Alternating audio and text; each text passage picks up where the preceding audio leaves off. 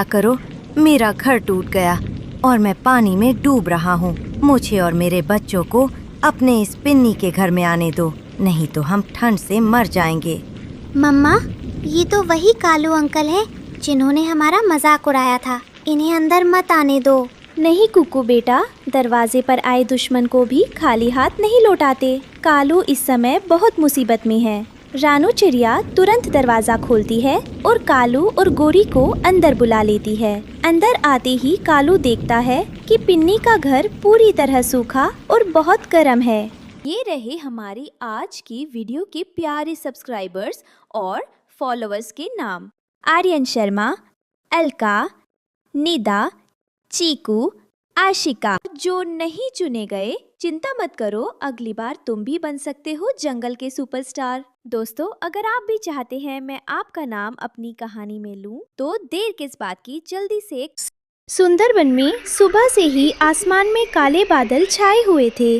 रानू चिड़िया अपने बच्चों कुकू और गुड़िया के साथ अपने पुराने घोंसले में बैठी थी। तभी अचानक जोरदार बारिश शुरू हो जाती है। रानू का घर बहुत पुराना था, इसलिए छत से पानी टपकने लगता है। मम्मा, मम्मा, देखो छत से पानी गिर रहा है। मेरे सारे पंख भीग गए हैं। मुझे बहुत ठंड लग रही है। मम्मा, पानी बहुत ज्यादा टपक रहा है। हमारा पूरा बिस्तर गीला हो गया है। अब हम कहाँ सोएंगे? डरो मत मेरे बच्चों, मम्मा है ना, बस थोड़ी देर रुक जाओ। जैसे ही बारिश थमेगी हम अपनी छत को ठीक कर लेंगे।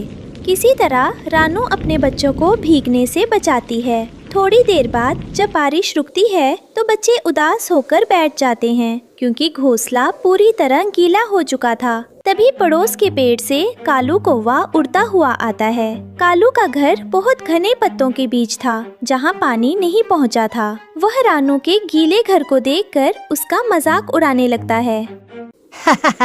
अरे रानू चिड़िया, तुम्हारा घर है या पानी का झरना?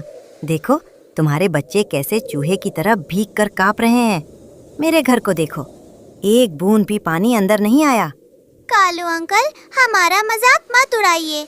हमारी मम्मा अभी नया घर बना देंगी।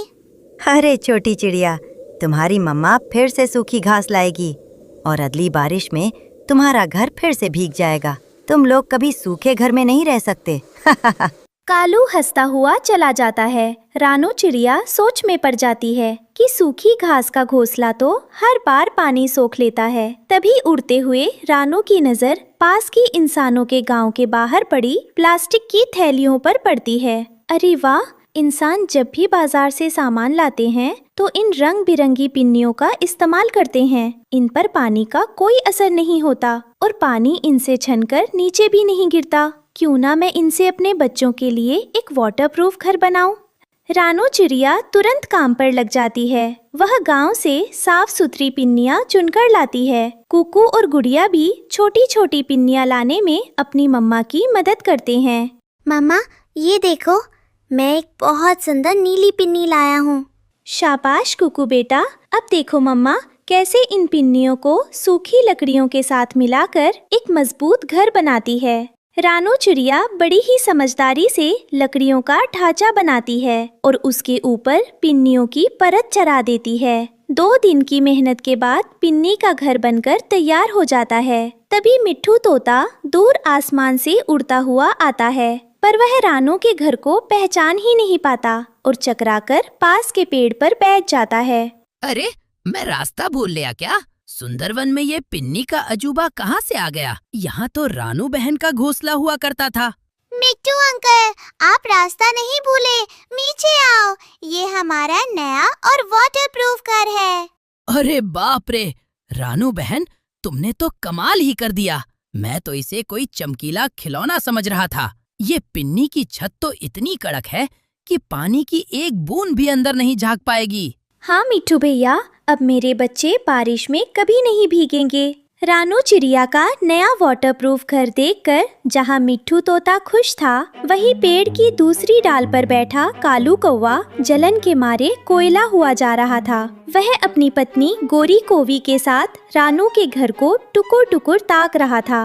अरे गोरी, जरा इस चिड़िया के नखरे तो देखो। कूड़े कचरे से प्लास्टिक की पिन्नियां उठा लाई और समझ रही है कि कोई महल बना लिया।